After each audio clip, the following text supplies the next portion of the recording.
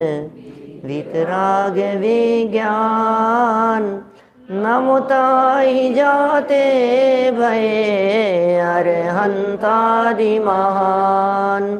करि मंगल करि हो महा ग्रंथ करन के काज। जाते मिले समाज सब पावे निज पद राज। पावे निज पद इस भव तरु का मूल एक जानहु मिथ्या भाव। ताको करि निर्मूल अब करिए मोक्ष उपाव। करिए मोक्ष उपाव। मोक्ष मार्ग प्रकाशक नामक यह ग्रंथ है। आचार्य कल्प पंडित प्रबल टोडरमल जी साहब की यह सुंदर रचना, अनुपम रचना। एक एक शब्द बहुत अंतर की गहराई से निकला हुआ है। यहाँ उभयाभासी जीवों का प्रकरण चल रहा था 7वें अधिकार के अंतर्गत, और यह बात बताई जा रही थी कि भाई निश्चय और व्यवहार दोनों ही नयों को यदि यथावत स्वीकार न करे तो यह जीव अपना ही अहित कर बैठता है। उसमें सबसे बड़ी बात तो यह कही थी, या तो निश्चयाभासी होकर के स्वच्छंद हो जाता है, या फिर व्यवहाराभासी होकर के धर्म से विमुख हो जाता है। निश्चयाभास और व्यवहाराभास ये दोनों ही प्रकार के आभास जिसके जीवन में नहीं हो वो सही राह पर चलने वाला व्यक्ति होता है। यहाँ जब इसको ये कहा गया कि भैया सुनो, ये व्रतशील संयम आदि जो हैं ये सब अटकने के स्थान नहीं हैं, ये व्यवहार हैं, हेय हैं, तो ये छोड़ने की बात करने लगा।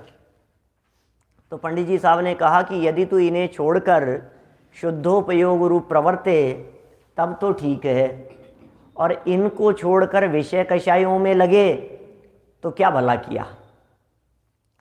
माने इनको छोड़ने योग्य तो कहा, लेकिन इनको छोड़ करके जाना कहाँ है वो विचारणीय बात है। हमने जब इस संबंध में कई उदाहरण दिए तो आपको वो बात क्लियर हो गई होगी। जैसे 1 से 6 नंबर की सीढ़ी को छोड़े बिना 7वीं सीढ़ी पर नहीं जाया जा सकता है। तो 1 से 6 नंबर की सीढ़ी छोड़ने लायक है या नहीं है? कि बिल्कुल छोड़ने लायक है, तभी तो 7वीं पर पहुंचेगा। 10 सीढ़ियों को छोड़ेगा तभी तो 11वीं पर पहुंचेगा। ऐसा समझकर कोई व्यक्ति सीढ़ी पर ही कदम नहीं रखे तो पहुंचेगा कैसे? तो ये जो बातें यहाँ कही, ये पंडित जी साहब कहना चाहते हैं भैया ये सब व्यवहार है, व्यवहार है। और व्यवहार व्रतशील संयम आदि नहीं है। व्रतशील संयम आदि को मोक्ष मार्ग मानना व्यवहार है। क्या? व्रतशील संयम आदि को मोक्ष मार्ग मानना वो व्यवहार है। तो व्यवहार छोड़ना है इसका मतलब मानना छोड़ना है।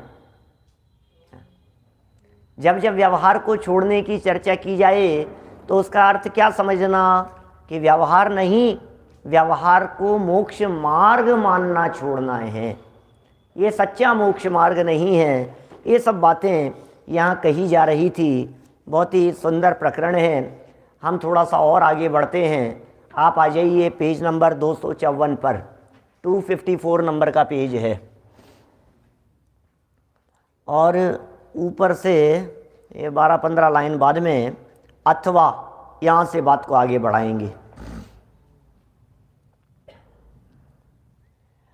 अथवा ऐसा मानता है कि इस नए से आत्मा ऐसा है, इस नए से ऐसा है।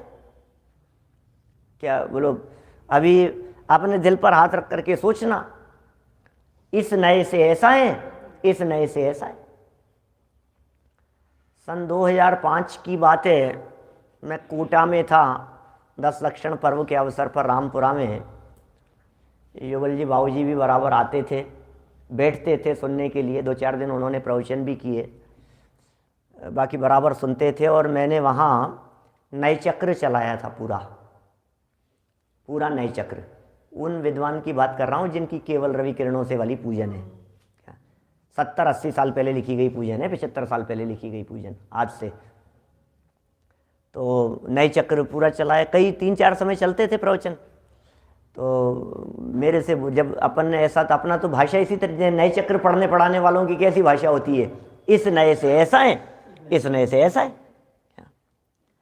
तो उन्होंने मेरे को टोका, प्रवचन के बीच में नहीं, चर्चा करते रहते थे, 2-2 3-3 घंटा घर पे भी बैठते थे, चर्चा भी करते थे। उन्होंने कहा, संजीव बाबू ये नए से आत्मा नहीं है क्या? इस नए से ऐसा आत्मा और इस नए से आत्मा ऐसा, आत्मा नए से नहीं है। वो तो जब ज्ञान से जाना जाता है तो उस ज्ञान की पर्याय का जैसा जाना ना, उस ज्ञान की पर्याय का वैसा नाम पड़ जाता है। बराबर बात है। ये बात की सिद्धि होती है टोडरमल जी की इस लाइन से। ये देखो आप, ये कह रहे हैं, अथवा यह ऐसा मानता है कि इस नए से आत्मा ऐसा है और इस नए से ऐसा है। द्रव्यार्थिक नए से आत्मा नित्य है, पर्यायार्थिक नए से आत्मा अनित्य है। भाषा तो ऐसी बोलने में आती है, ये निषेध कर रहे हैं टोडरमल जी। ये ऐसा मानता है क्या? ये ऐसा मानता है कि इस नए से आत्मा ऐसा है, माने द्रव्यार्थिक नए से नित्य है, और इस नए से ऐसा है, माने पर्यायार्थिक नए से अनित्य है। भाई सो आत्मा तो जैसा है वैसा ही है। आत्मा नए से नहीं है। तो वस्तु स्थिति क्या है, बात क्या है? बात ऐसी है कि जो ज्ञान की पर्याय आत्मा को नित्य देख रही होती है, उस ज्ञान की पर्याय को द्रव्यार्थिक कह देते हैं। क्या कहा? अरे ज्ञानी कोई नए से थोड़ी ना देखते हैं। क्या बात कर रहे हैं? ज्ञानी नए से नहीं देखते, ज्ञानी तो देखते हैं। क्या? कैसा देखते हैं? जैसा भी दिखे।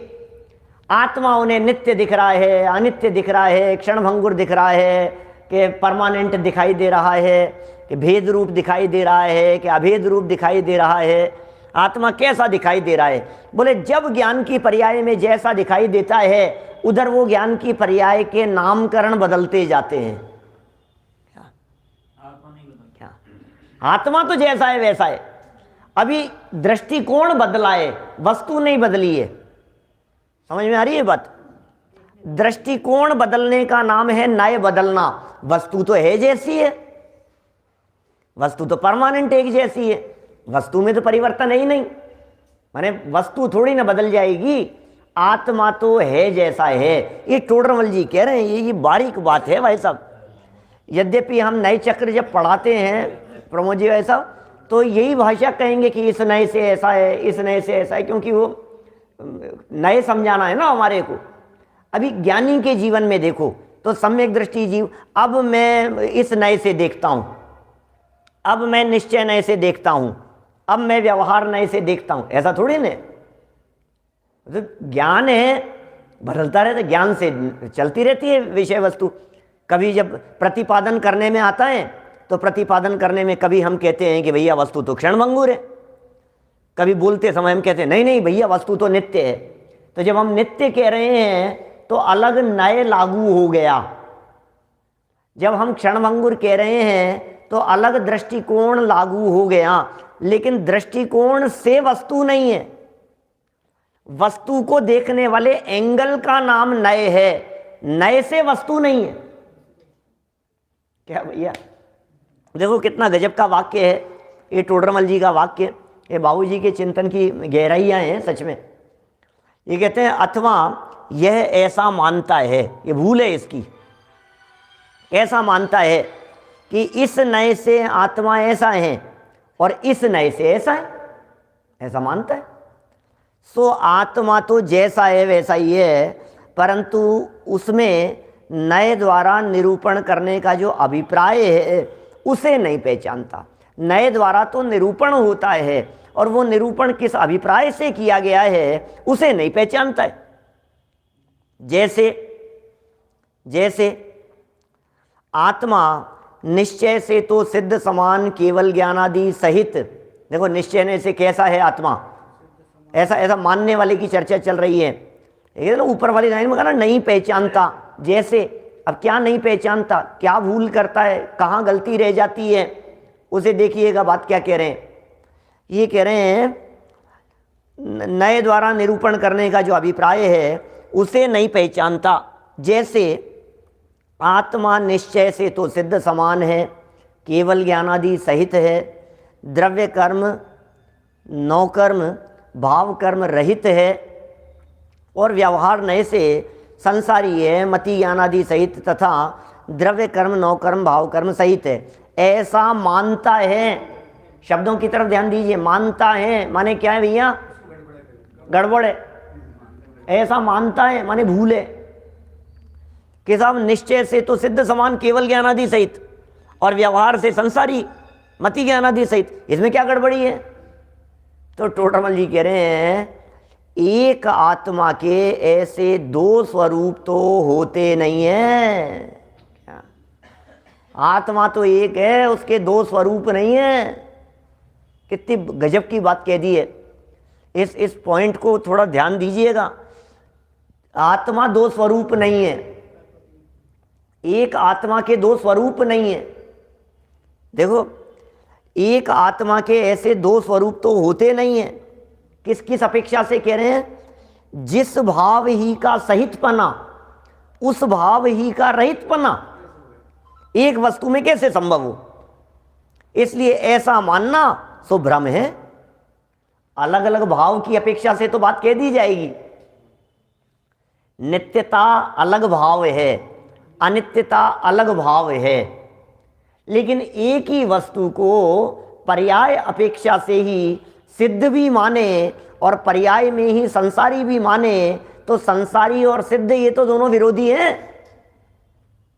तो आप अस्तित्व को कैसे नकार दोगे? अस्तित्व तो है ही। मतलब दोनों चीजें बिल्कुल साफ दिख रही है ना कि ठीक है ये अभी रागाधिक मलिनता से ही है, ये अस्तित्व है अभी। हाँ, और ये इसका स्वभाव है कि ये त्रिकाली स्वभाव। रागादि जो है ये पर्याय में है और जो त्रिकाली द्रव्य स्वभाव है वो द्रव्य का है। तो ये अलग अलग भाव हैं दोनों। यदि इनको अलग अलग भाव स्वीकार करते हैं तब तो यथार्थ है। परस्पर विरोधी अलग अलग भाव स्वीकार कर रहे हैं तब तो ठीक है, लेकिन एक ही भाव को, ये उभयवासी जीव की मान्यता में जो भूल है, ये भूल ऐसी है कि एक ही अपेक्षा से, अपेक्षा लगाता ही नहीं है। ये अपेक्षा का क्या काम है। ये आत्मा है, ध्रुव भी है, नित्य भी है, अविनाशी भी है और विनाशी भी है। अपेक्षा लगा देवे तो बात ही सच्ची हो गई। कहता तो है अपेक्षा, उभयवासी है ना, कहता तो है अपेक्षा और मानने में है गड़बड़। देखना जरा, वापस देखो इस वाक्य को क्या कह रहे हैं। तीसरी लाइन है इस पैराग्राफ की, 254 नंबर पेज पर बिल्कुल बीच में लाइन है, जरा देखिएगा क्या कह रहे हैं। आत्मा निश्चय से तो सिद्ध समान है, केवल ज्ञानादि सहित है, ऐसा माने, केवल ज्ञानादि सहित है, द्रव्य कर्म नौ कर्म भाव कर्म रहित है निश्चय से, और व्यवहार से, अब व्यवहार से बिल्कुल उल्टा, व्यवहार से संसारी है। ऊपर सिद्ध समान कहा था, यहाँ संसारी कह रहे हैं। ऊपर वाली लाइन में केवल ज्ञानादि सहित कहा, यहाँ केवल ज्ञानादि सहित कहा, यहाँ मति ज्ञानादि सहित कह रहे हैं। ऊपर वाली लाइन में द्रव्य कर्म नौ कर्म भाव कर्म रहित कहा, यहाँ द्रव्य कर्म नौ कर्म भाव कर्म सहित कह रहे हैं। ऐसा मानता है तो गलती क्या है, तो कह रहे हैं एक आत्मा के ऐसे दो स्वरूप तो होते नहीं है। संसारी भी हो और सिद्ध भी हो, ये दो बातें कैसे संभव है। जिस भाव का सहितपना इससे सहित है, केवल ज्ञानादि सहित है और मति ज्ञानादि से भी सहित है, ये दो बातें कैसे बनेगी बोलो। नीचे वाले पैराग्राफ में सिद्ध करेंगे इसको, नीचे वाले पैराग्राफ में और अच्छे से सिद्ध करेंगे, क्लियर करेंगे। जिस भाव ही का सहितपना उस भाव ही का रहितपना एक वस्तु में कैसे संभव हो, इसलिए ऐसा मानना भ्रम है। तो किस प्रकार है, सच्ची बात क्या है ये बता दो आप। अब देखिए पारस जी साहब, अब सच्ची बात बता रहे हैं। आप जो सोच रहे हैं बात तो वैसी ही है, लेकिन इसकी गड़बड़ी और सही कैसा है वो समझना। तो किस प्रकार है, जैसे राजा और रंक मनुष्य पने की अपेक्षा समान है। समान है ना भाई, भाई मैं और सिद्ध एक समान है, तो कैसे हैं ये कह रहे हैं, उसी प्रकार सिद्ध और संसारी को जीवत्व पने की अपेक्षा समान का है। अब ये जीवत्व पने की अपेक्षा न देखो और जैसे सिद्ध वैसा मैं ऐसा कहे तो गड़बड़ है भाई। जो समानता कही है दीपेश जी, आप में और हमारे में समानता किस अपेक्षा से, मनुष्य पने की अपेक्षा से समानता है। दोनों सैनी पंचेंद्रिय हैं, दोनों मनुष्य गति के जीव हैं, है ना, इस दृष्टि से समानता है। और असमानता के यदि वो निकालने हो बिंदु तो कितने बिंदु निकलेंगे। उम्र अलग है, साइज अलग है, वजन अलग है, कलर अलग है, बुद्धि अलग है, क्षयोपशम अलग है, संयोग अलग है, परिस्थितियां अलग अलग है, धन संपत्ति वैभव अलग अलग है, तो अंतर तो बहुत सारे निकल जाएंगे। तो अंतर भी है बहुत सारे और समानता भी है। तो समानता जिस एंगल से है, जिस दृष्टिकोण से समानता है, उस दृष्टिकोण से समानता मानो। क्या कह रहे हैं, राजा और रंक उदाहरण दिया। ये उदाहरण पहले भी पढ़ा है क्या आपने कहीं, ये उदाहरण पहले भी पढ़ा है क्या। 193 नंबर पेज पर, 193 नंबर पेज पर 7वां अधिकार प्रारंभ किया, और 7वां अधिकार प्रारंभ किया, वहां निश्चयावासी का प्रकरण दिया और नीचे दिया है क्या, 193 पे ही है राजा और रंक मिल गया क्या। हाँ नीचे नीचे लिखा है राजा और रंक, बोलो ऐसा है। मनुष्य पने की अपेक्षा समान है। अपने को ये तो, मेरे को तो पेज 192 में ध्यान था ना, क्योंकि 192 पेज पर वो प्रकरण दिया है, कौन सा, गृहीत मिथ्यात्व वाला, जिसमें सप्त व्यसनादि से भी बड़ा पाप जानकर इस मिथ्यात्व को छुड़ाया है। 192 पेज का प्रकरण है, 6ठा अध्याय समाप्त करते समय। 7वें अध्याय पर 193 नंबर पेज पर निश्चयावासी प्रकरण शुरू हुआ। 7वें अधिकार में जैन मिथ्या दृष्टियों का प्रकरण शुरू किया और निश्चयावासी की चर्चा करते समय कह दिया दोनों समान है। कैसे, मनुष्य पने की अपेक्षा से राजा और रंक एक समान है, कह दो कोई दिक्कत नहीं है, राजा और रंक को एक समान कहने में क्या दिक्कत है। लेकिन अभी देखो क्या कह रहे हैं, लेकिन बताया क्या इन्होंने यहां, लेकिन राजा पने और रंक पने की दृष्टि से समान थोड़ी ना है भाई साहब। राजा पना अलग चीज है, रंक पना अलग चीज है। राजा और रंक पने की दृष्टि से समान नहीं है क्या, राजा और रंक पने की दृष्टि से तो अलग अलग ही है, क्योंकि वो अवस्थाएं, और मनुष्यत्व इस दृष्टि से समान है। देखिए बात क्या कह रहे हैं 254 नंबर पेज पर,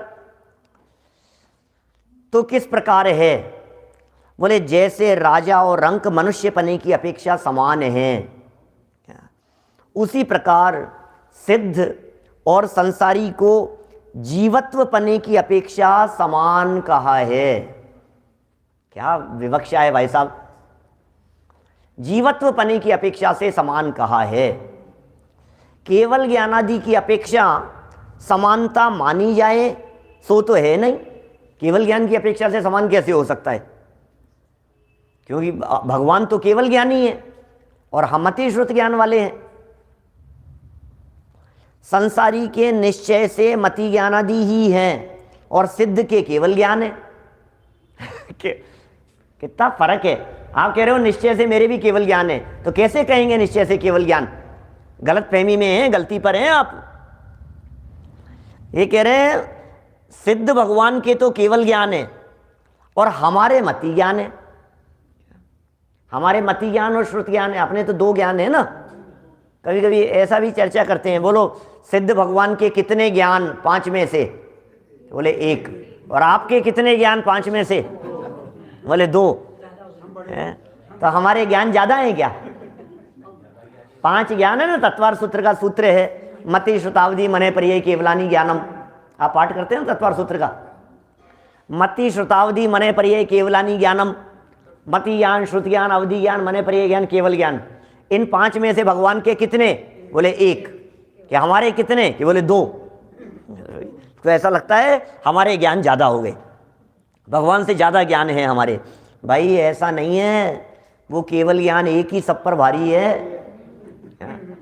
मति ज्ञान, श्रुत ज्ञान, 2-2 ज्ञान होते हुए भी कुछ ज्ञान का विषय नहीं बनता है। पीछे पराधीन प्रवृत्ति की चर्चा की थी टोडरमल जी ने इसी ग्रंथ में। उसमें उन्होंने बतलाया कि भाई भले ही तेरे 2 ज्ञान हैं, लेकिन इतने पराधीन हैं, इधर देख रहे हो और इधर से कोई बोले तो पता नहीं लगता है किसने बोला। मास्टर जी पढ़ा रहे हैं, बोर्ड पर लिख रहे हैं, और पीछे से किसी ने चौक फेंक दिया। कौन बदमाश है, किसने किया? क्या आपको पता ही नहीं लगा क्या? पीछे से कौन बोल रहा है, कौन क्या कर रहा है, हमें पता ही नहीं लगता है। ये पराधीन स्थिति है। और केवल ज्ञान के संदर्भ में तो लिखा सर्वद्रव्य पर्यायेषु केवलस्य, सर्वद्रव्य पर्यायेषु केवलस्य, सब कुछ ज्ञान का विषय बनता है। ये कह रहे हैं मति ज्ञान हमारे हैं, श्रुत ज्ञान हमारे हैं, और केवल ज्ञान भगवान के है। तो इस तरह से दोनों में अंतर है।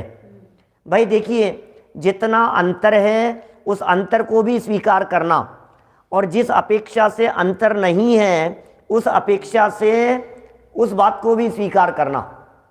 भगवान और हमारे में कोई अंतर नहीं है। वर्णी जी का कीर्तन है?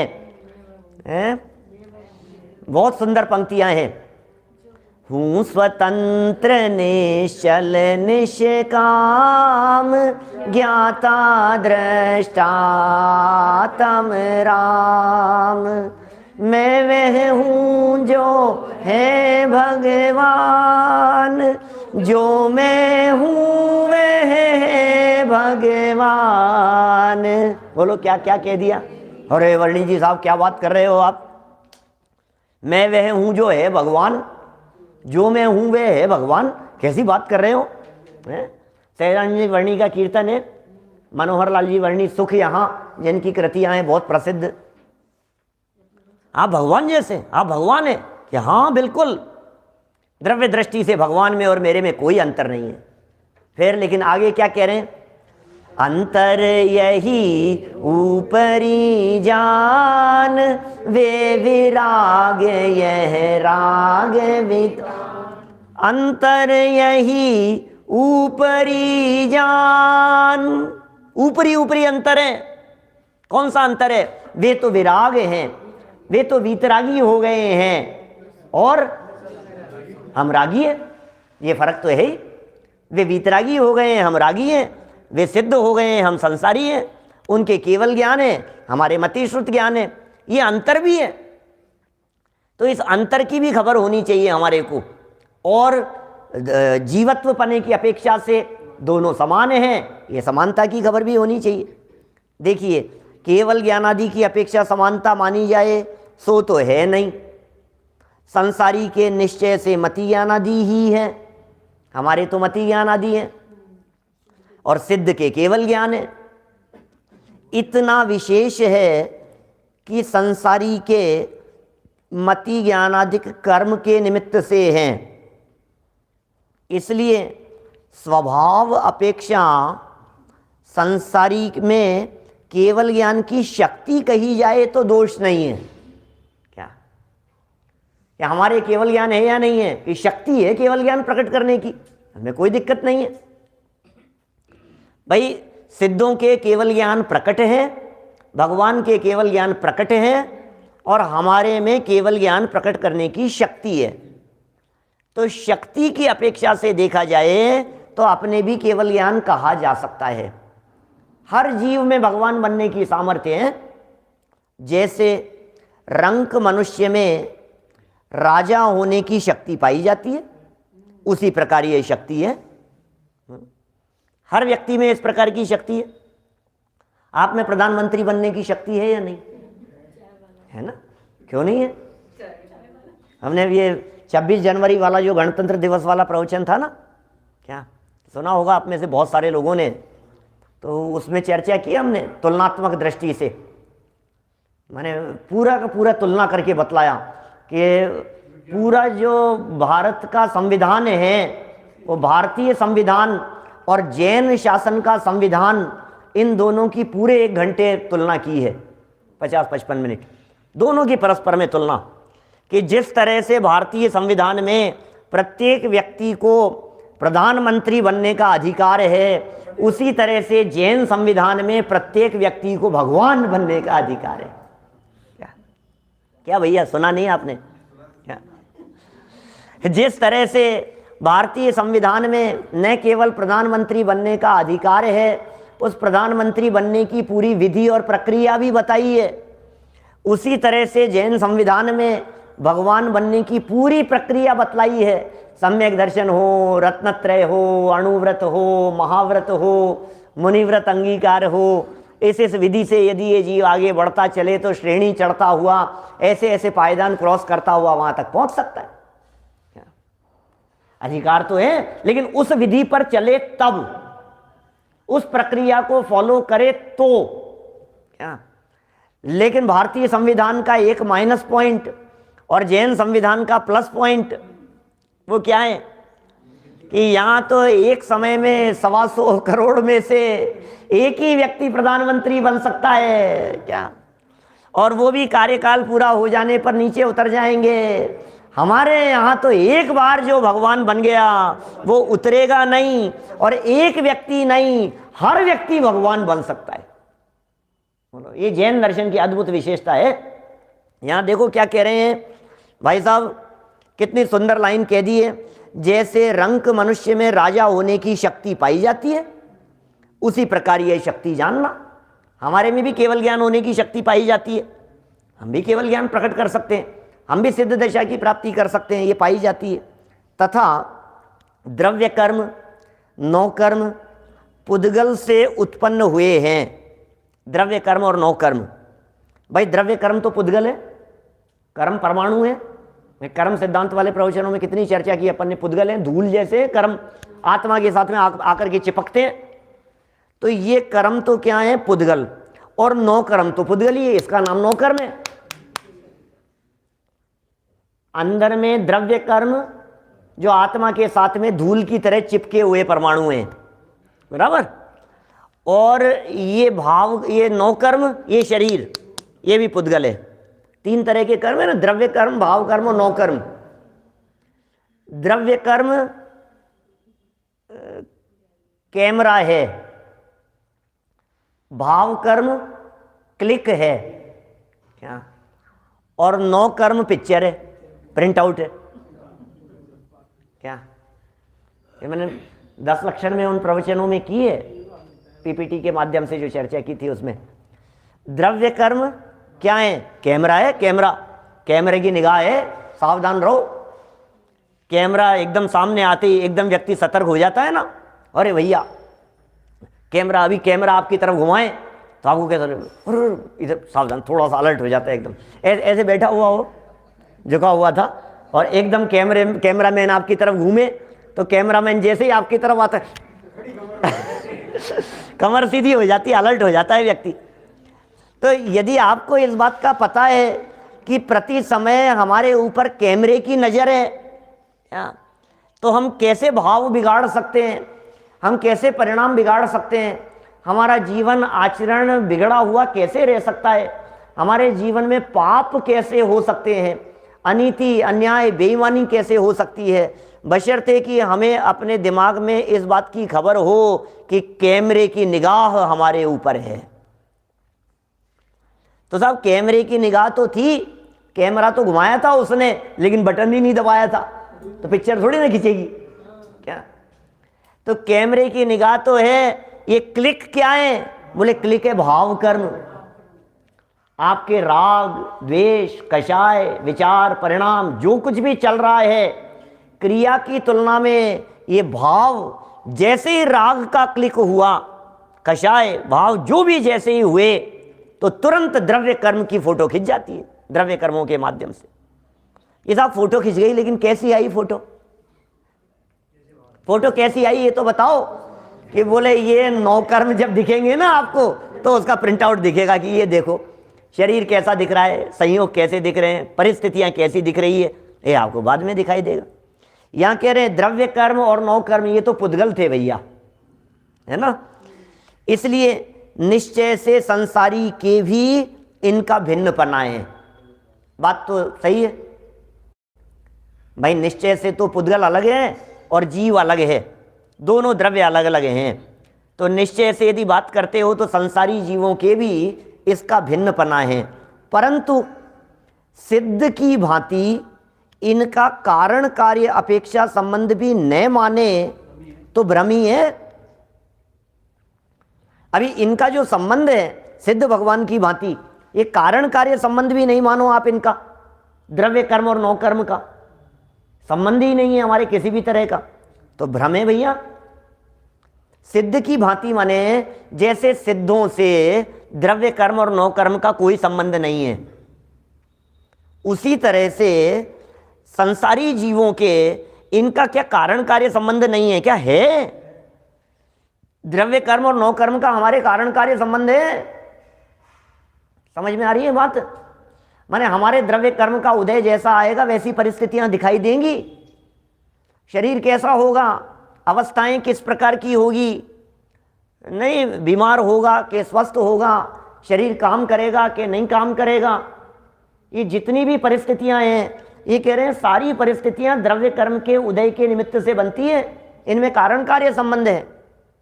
जब तक मनुष्य आयु कर्म का उदय है तब तक शरीर सहित यहाँ मनुष्य देह में विराजमान है, और जैसे ही मनुष्य आयु कर्म समाप्त हो गया तो कभी त्रियंच में चला जाएगा या देवगति में चला जाएगा, नरक में चला जाएगा। ये द्रव्य कर्म के साथ में संबंध है भाई साहब। द्रव्य कर्म का उदय बदल जाता है तो बाल काले से सफ़ेद हो जाते हैं, द्रव्य कर्म का उदय बदल जाता है तो वजन कम हो जाता है, शरीर शिथिल हो जाता है, एक्टिव हो जाता है, बीमार हो जाता है।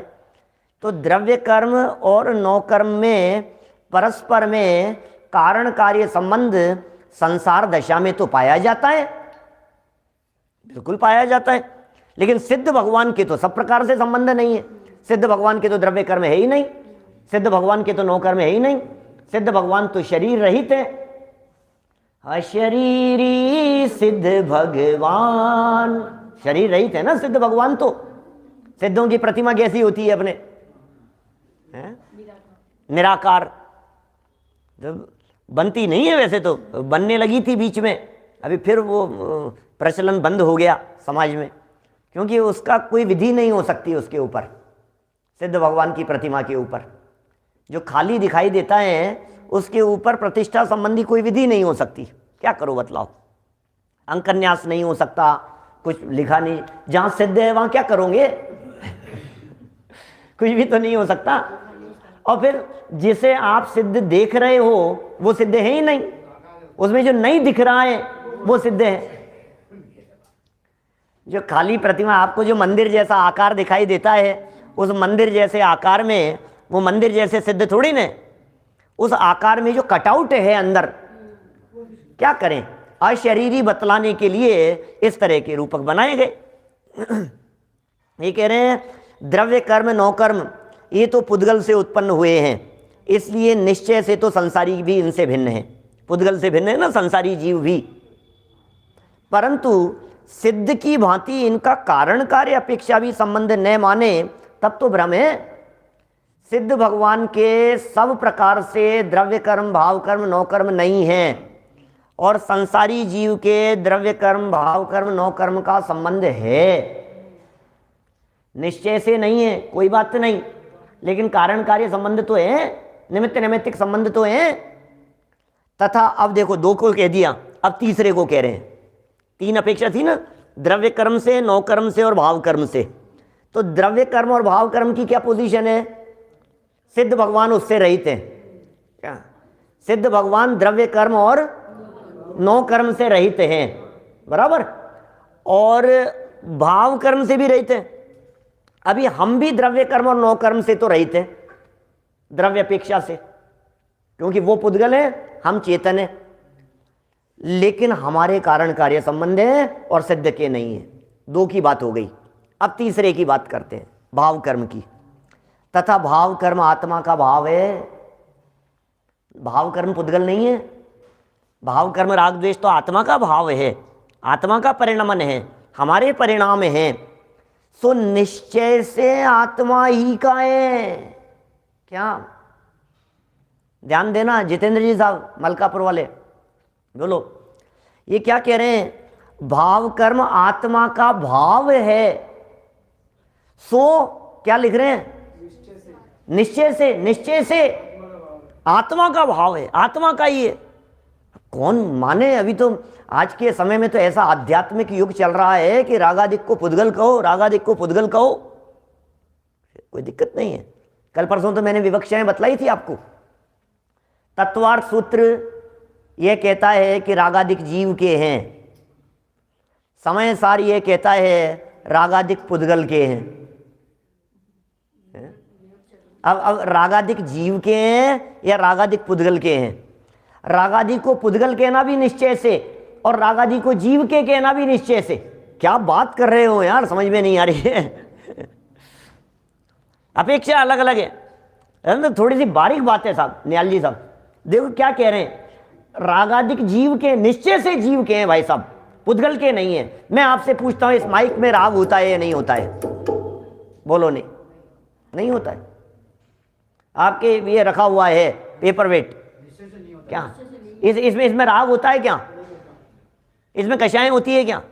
इसे गुस्सा आता है क्या? इसको ठोका हमने, इसमें गुस्सा आता है क्या? नहीं आ रहा है।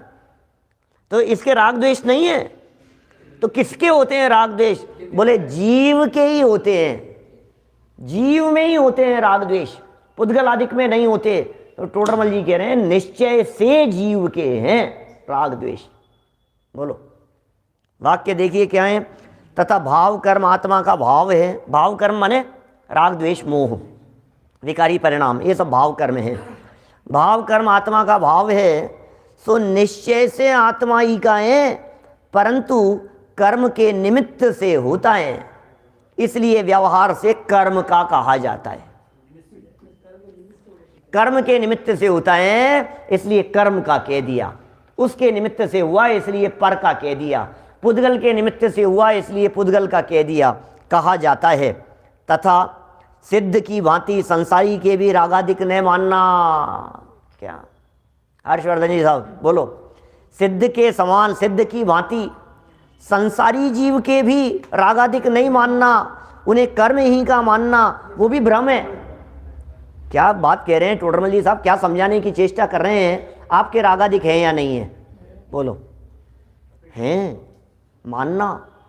अपने यदि रागादि विकारी भाव नहीं मानेगा तो अभाव किसका करेगा? अपने यदि रागादि विकारी भावों का सद्भाव नहीं मानेगा तो नष्ट किसको करना चाहेगा? ये मोक्ष मार्ग, ये सारा प्रयत्न, ये किसके लिए है? ये प्रयत्न, ये स्वाध्याय, ये तत्व चर्चा, ये पढ़ना पढ़ाना, समझना समझाना, व्रतादिक का अंगीकार करना, तपश्चरणादिक करना, ये सब किसके लिए है? ये सारी प्रक्रिया रागादिक के नाश करने के लिए है। ये सारी प्रक्रिया वीतरागी होने के लिए है। ये सारी प्रक्रिया अनंत सुखी होने के लिए है। तो वर्तमान में दुखी है ना? बोलो दुखी है कि नहीं है? मैं ऐसे कभी कभी सभाओं के अंदर इस तरह से पूछ लेता हूं, क्या कौन कौन सुखी होना चाहता है? हाथ खड़ा करें। क्या एक बार शिकागो में बच्चों की पाठशाला, 400-400 500-500 बच्चे पाठशाला में, तो मैं तो सपने में भी नहीं सोच सकते अपन कि वहाँ अमेरिका में पाठशाला में इतने बच्चे हो सकते हैं। पाठशाला में इतने बच्चे थे। तो मैंने एकदम पूछा भाई कौन कौन सुखी होना चाहता है? तो फटाफट सब सुखी होना चाहते हैं, सुखी होना चाहते हैं, सुखी होना चाहते हैं। क्या इसका मतलब क्या हुआ? अगला वाक्य क्या पारसी साहब? इसका मतलब ये है सुखी होना चाहते हैं, इसका मतलब ये है कि सब दुखी हैं। क्या बोलो? अभी यदि आपसे पूछा जाए कौन कौन दुखी है तो किसी का हाथ खड़ा नहीं होता है। क्या नहीं, हमें कोई दुख नहीं है। भैया क्या परेशानी है आपको? कोई परेशानी नहीं। बोलो जैन साहब हमें क्या दिक्कत है? हमें कोई परेशानी नहीं। अरे साहब सब सुखी है, सब आराम से। कैसी चल रही है लाइफ? बहुत अच्छी चल रही है, कोई परेशानी? अरे परेशानी का क्या काम? अपने कोई परेशानी नहीं है। अरे भैया बनारसी दास जी ने लिखा, जिसे संसार दशा में रहते हुए दुख दुख रूप भाषित नहीं होते, जिसे संसार दशा में रहते हुए तकलीफ भाषित नहीं होती, उसे मूर्ख कह करके पुकारा है। 3 लाइनें बनारसी दास जी की। 3 मूर्ख हैं संसार में। संसार में 3 तरह के मूर्ख पाए जाते हैं मास्टर साहब। संसार में 3 तरह के मूर्ख हैं। कौन कौन? जे बिन ज्ञान क्रिया गाहे, जे बिन क्रिया मोक्ष पद चाहे, जे बिन मोक्ष कहे मैं सुखिया, सो अजान मूढ़न में मुखिया। क्या अर्थ बतलाता हूं क्या बेटा, अर्थ समझ में आया क्या?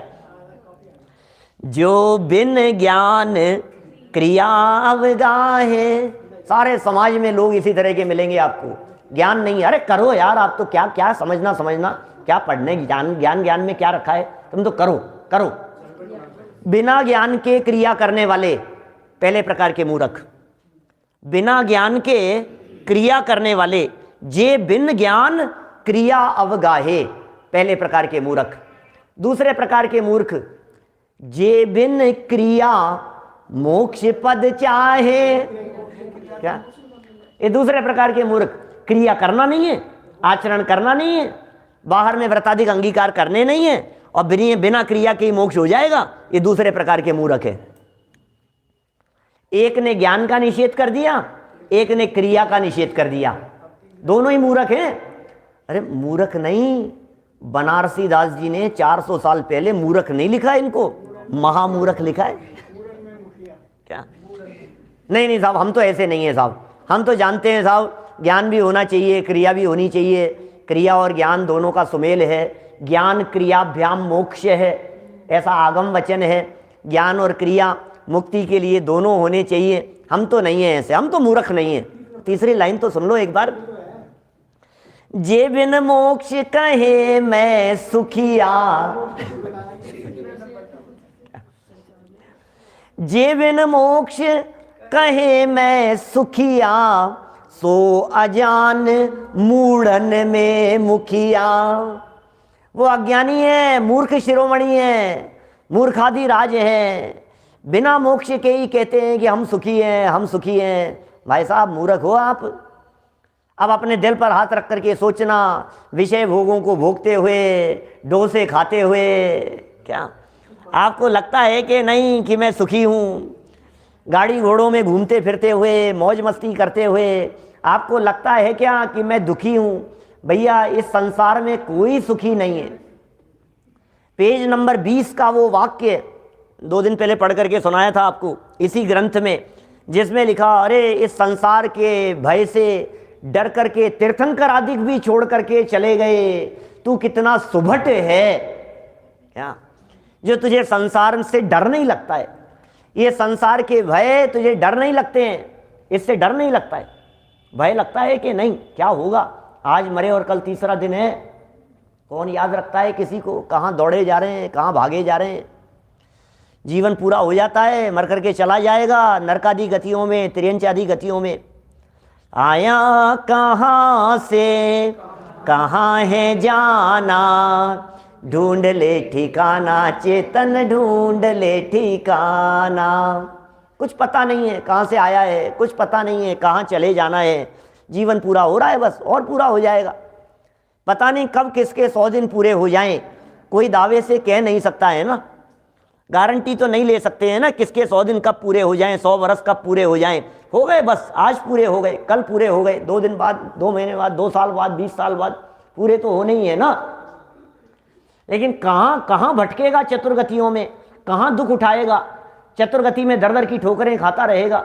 ये क्या लगता है मैं सुखी हूँ, मैं सुखी हूँ, मैं सुखी हूँ, मूर्खों की तरह बात करता है। बिना मोक्ष अवस्था के, बिना सिद्ध अवस्था के इस संसार में कोई भी व्यक्ति सुखी होता नहीं है। इसलिए लिखा, सिद्ध की भांति संसारी के भी रागादिक नहीं मानना, उन्हें कर्म का ही मानना कितना बड़ा भ्रम है, धोखे में है आप, गलत फहमी में है। देखिए 4 लाइनें और पढ़ के बात को पूरी करेंगे। ये प्रकरण अपना शायद यहाँ पूरा हो रहा है। इस प्रकार नयों द्वारा एक ही वस्तु को एक भाव अपेक्षा, ये जो थी ना संसारी और सिद्ध, ये क्या कह रहे हैं, एक भाव अपेक्षा ऐसा भी मानना और ऐसा भी मानना, एक भाव अपेक्षा।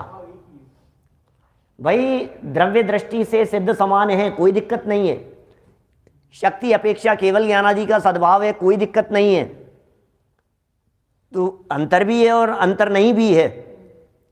ये कह रहे हैं भाव एक हो और एक ही अपेक्षा से ऐसा भी माने और ऐसा भी माने तो मिथ्या बुद्धि है, परंतु भिन्न भिन्न भावों की अपेक्षा नयों की प्ररूपणा है। क्या ये नय की चर्चा भिन्न भिन्न भावों की अपेक्षा से है, भिन्न भिन्न लक्षणों से है, भिन्न भिन्न गुणों से है, भिन्न भिन्न धर्मों से है। एक वस्तु में अनेक धर्म पाए जाते हैं, तो भिन्न भिन्न धर्मों की अपेक्षा से नयों की प्ररूपणा है। ऐसा मानकर यथासंभव वस्तु को मानना सो सच्चा श्रद्धान है। इसलिए मिथ्या दृष्टि अनेकांत रूप वस्तु को मानता है, परंतु यथार्थ भाव को पहचान कर नहीं मान सकता, ऐसा जानना। इस तरह से यहाँ उभयाभासी मिथ्या दृष्टियों के प्रकरण में ये कुछ विशेष बात कही, और कल फिर नए प्रकरण से बात को बढ़ाएंगे। आज जो अपन ने अंत में 4 पंक्तियाँ पढ़ी है, इनकी थोड़ी बहुत चर्चा करते हुए कल विषय को और आगे करेंगे अपन। अभी यहीं विराम देते हैं। स्वभावी ज्ञान आनंद